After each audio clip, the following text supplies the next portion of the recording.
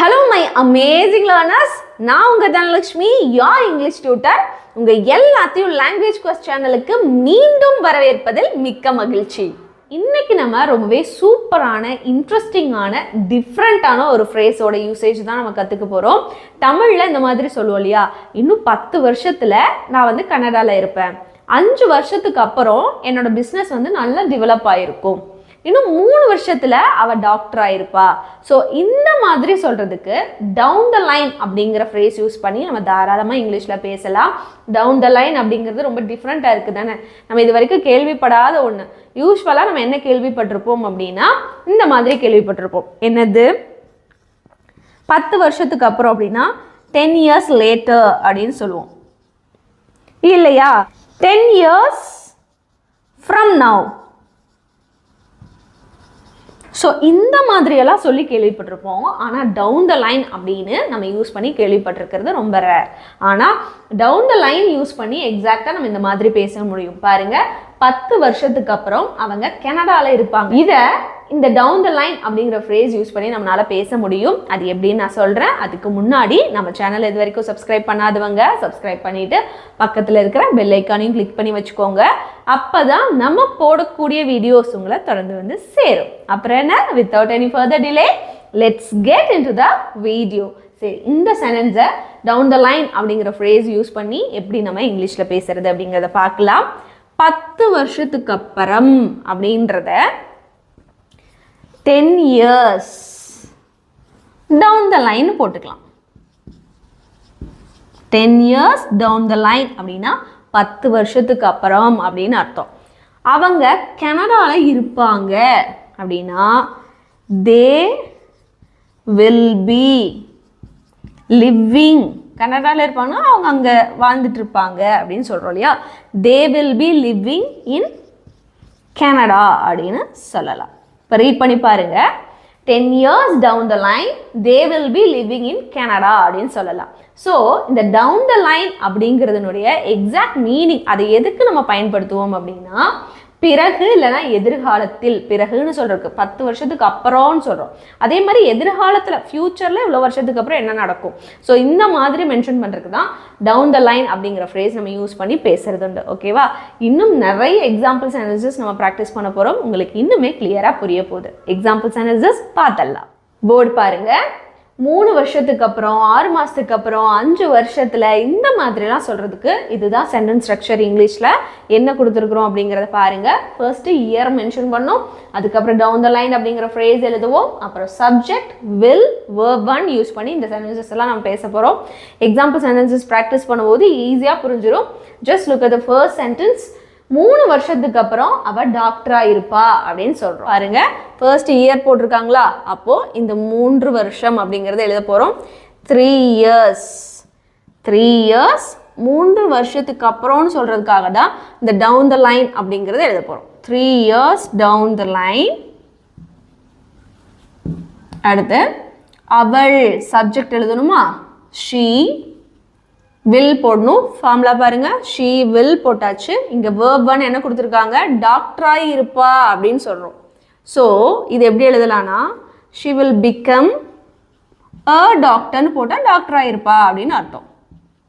ஓகேவா, அவ்வளோதான். 3 years down the line she will become a doctor அப்படின்னு சொல்லணும். நெக்ஸ்ட் ஒன், 6 வருஷத்துக்கு அப்புறம் நம்ம வேற புது சிட்டிக்கு மாறி போவோம்.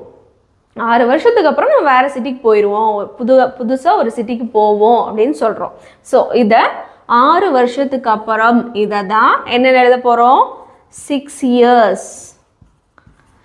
down the line. 6 years down the line 6 வருஷத்துக்கு அப்புறம்னு அர்த்தம். நாம அப்படின்னு இருக்கு. ஸோ நாம அப்படிங்கிறதா சப்ஜெக்ட். we வேற சிட்டிக்கு, வேற புது சிட்டிக்கு மாறி போவோம் அப்படின்னா we will, மாறி போகிறது என்னன்னு சொல்லுவோம், மூவ் பண்ணுறது இல்லையா. we will move to a new cityன்னு போடுவோம்.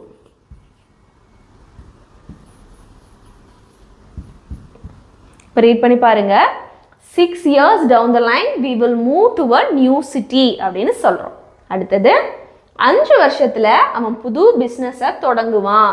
5 இயர்ஸில் அவன் புது பிஸ்னஸ் தொடங்குவான் அப்படின்னு சொல்கிறோம். ஸோ இது 5 years அப்படிங்கிறத மென்ஷன் பண்ணியிருக்கோமா? அப்போ இங்கே நம்ம என்ன எழுதணும்? 5 years 5 வருஷத்தில் down the line அவன் புது பிஸ்னஸை தொடங்குவான். இதை தான் எப்படி எழுத போகிறோம்? அவன் அப்படின்னு இருக்கிறனால என்ன போட போகிறோம்? ஹீ. ஃபார்முலாவில் என்ன இருக்குது? தொடங்குவான்னு சொல்கிறோம். ஸோ ஃப்யூச்சர், இனிமேல் செய்யக்கூடிய விஷயம். அதனால தான் இங்கே என்ன போடுறோம்? நம்ம வில் அப்படிங்கிறத நம்ம போடுறோம். ஹீ வில் தொடங்குவான் அப்படிங்கிறது தான் வேர்பு. ஹீ வில் ஸ்டார்ட் புது பிஸ்னஸ்ஸை அப்படின்னா ஸ்டார்ட் அ நியூ பிஸ்னஸ்ன்னு போடுறோம்.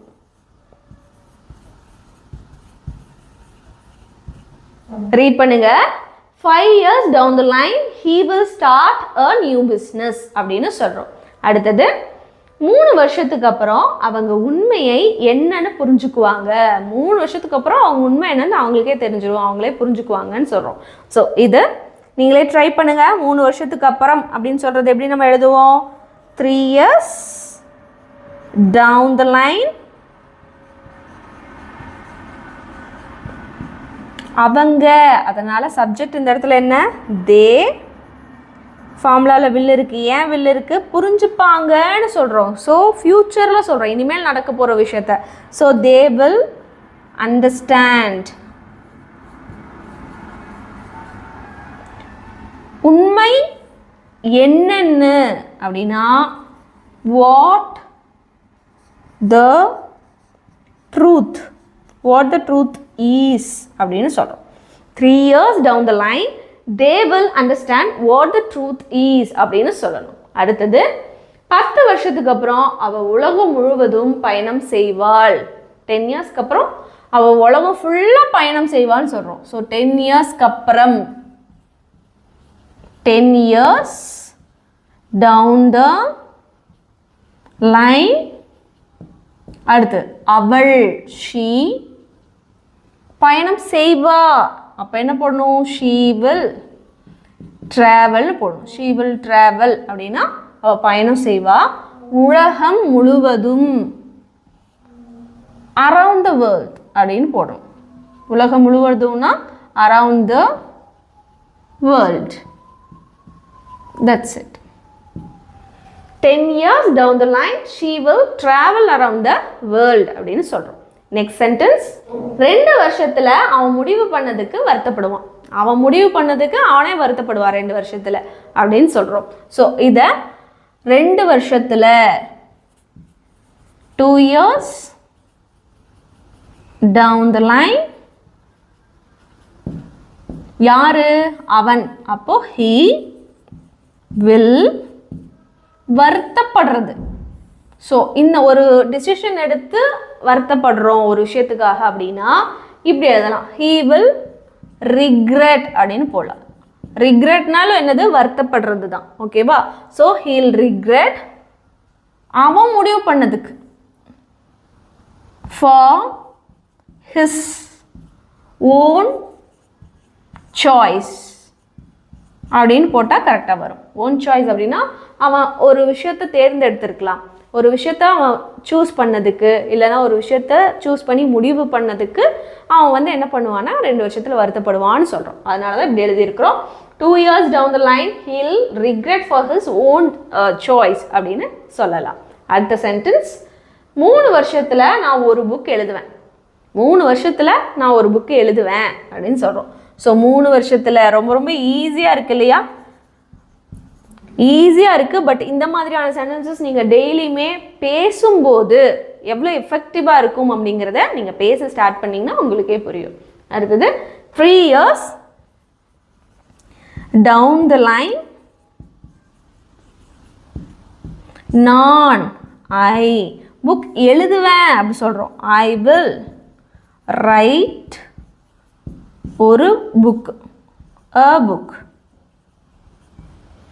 3 years down the line I will write a book அப்படின்னு சொல்லியிருக்கிறோம். அடுத்த சென்டென்ஸ். 2 வருஷத்தில் அவள் ஃபேமஸ் ஆயிடுவா. 2 வருஷத்தில் அவள் ஃபேமஸ் ஆயிடுவா. 2 வருஷத்தில் 2 years down the line அவள் she ஆயிடுவா எகெயின் ஃபியூச்சர் தான், இது எல்லாத்துலேயுமே ஃபியூச்சர் தான், ஃபியூச்சர் சென்டென்ஸ் தான் மென்ஷன் பண்ணியிருக்கோம். ஷீ வில் பிகம் டாக்டர் ஆயிடுவா, டீச்சர் ஆயிடுவா, ஃபேமஸ் ஆயிடுவா அப்படியெல்லாம் சொல்லும்போது பிகம் அப்படிங்கிறது கம்பல்சரி வரும். ஓகேவா? Sheel become famous. ரீட் பண்ணுங்க. 2 years down the line she'll become famous அப்படின்னு சொல்கிறோம். அடுத்த சென்டென்ஸ், 4 வருஷத்துக்கு அப்புறம் அவன் தன் தொழிலை மாற்றிப்பான். 4 yearsல அவனோட கெரியர் மாற்றிக்குவான், சேஞ்ச் பண்ணிடுவான் அப்படின்னு சொல்கிறோம். ஸோ 4 வருஷத்துக்கு அப்புறம் 4 years down the line அவன் he will மாத்திப்பான் change his தன் தொழிலை சொல்கிறோம் இல்லையா. ஸோ கெரியர் அப்படின்னாலும் தொழில்னு அர்த்தம் கொடுக்கும் இல்லையா, அதனால் கெரியர் அப்படின்னு போட்டாச்சு. 4 years down the line he'll change his career அப்படின்னு சொல்லியிருக்கிறோம். Let's move on to the next sentence. 7 வருஷம் கழிச்சு நான் வெளிநாட்டில் இருப்பேன். 7 வருஷம் கழிச்சு நான் வெளிநாட்டில் இருப்பேன். ஸோ வெளிநாடு அப்படிங்கிறத அப்ராடுன்னு சொல்லுவோம். சரி பார்க்கலாம். 7 years down the line நான் I will be வெளிநாட்டில் இருப்பேன்னா வாழ்ந்துட்டு இருப்பேன்னு சொல்கிறோம். அப்போ I will be living வெளிநாடு அப்படின்னா அப்ராட். ஸோ அப்ராடை மென்ஷன் பண்ணும்போது இன்னுன்னு சொல்ல வேண்டாம், லிவிங் அப்ராட்னே சொன்னால் மீனிங் கொடுத்துரும். ஸோ பாருங்கள், 7 years down the line I will be living abroadனு சொன்னால் கரெக்டாக வரும். ஓகேப்பா? அடுத்தது 4 வருஷத்தில் அவன் ஒரு வெற்றிகரமான கலைஞராக மாறுவான் அப்படின்னு சொல்கிறோம். ஸோ 4 வருஷத்தில் 4 years down the line அவன் he will become a வெற்றிகரமான கலைஞராக மாறுவான். அப்படின்னா he அந்த மாறுவான்னு சொல்கிறதுக்கு become போட்டிருக்கிறோம். ஓகேவா? he will become a வெற்றிகரமான successful Kalaignar artist. 4 years down the line he'll become a successful artist அப்படின்னு சொல்கிறோம். நெக்ஸ்ட் ஒன், 5 வருஷம் கழிச்சு அவள் ஒரு பெரிய கம்பெனியில் வேலை பார்ப்பா. ஸோ 5 years சொல்லியிருக்கோம் இல்லையா. 5 வருஷம் கழிச்சுன்னா 5 years down the line she வேலை பார்ப்பா. she will work எங்க பெரிய கம்பெனியில் in a big company. அவ்வளோதான். ரீட் பண்ணுங்க. 5 years down the line she'll work in a big company அப்படின்னு சொல்லியிருக்கிறோம். இந்த 2 சென்டென்ஸையும் பாருங்க. 3 வருஷத்தில் அவள் காலேஜ் முடிப்பா. 2 வருஷத்தில் நான் ஃப்ரெஞ்ச் கற்றுப்பேன். இந்த 2 சென்டென்சஸையும் டவுன் த லைன் யூஸ் பண்ணி எப்படி இங்கிலீஷில் பேசணும் அப்படிங்கிறத காமெண்ட்டில் சொல்லுங்கள். ஸோ இன்னைக்கான கிளாஸ் அப்படிங்கிறது ரொம்பவே டிஃப்ரெண்ட்டாகவும் ரொம்ப இன்ட்ரெஸ்டிங்கான ஒரு ஃப்ரேஸும் கற்றுக்கிட்டோம், டவுன் த லைன் அப்படிங்கிறது இல்லையா. நீங்களும் அதே மாதிரியே நினச்சிங்கன்னா நீங்கள் செய்ய வேண்டிய ஒரே விஷயம், நம்ம சேனலை சப்ஸ்கிரைப் பண்ணிக்கோங்க, பக்கத்தில் இருக்கிற பெல் ஐக்கானையும் கிளிக் பண்ணிக்கோங்க. ஆல்ரெடி பண்ணியிருந்தீங்க அப்படின்னா நம்ம வீடியோஸ் யாருக்கெல்லாம் யூஸ்ஃபுல்லாக இருக்கும் அப்படின்னு நினைக்கிறீங்களோ அவங்க எல்லாருக்கும் ஷேரும் பண்ணிடுங்க. நான் உங்களை இன்னொரு யூஸ்ஃபுல்லான வீடியோவில் பார்க்குறேன். Until then, take care. Bye-bye.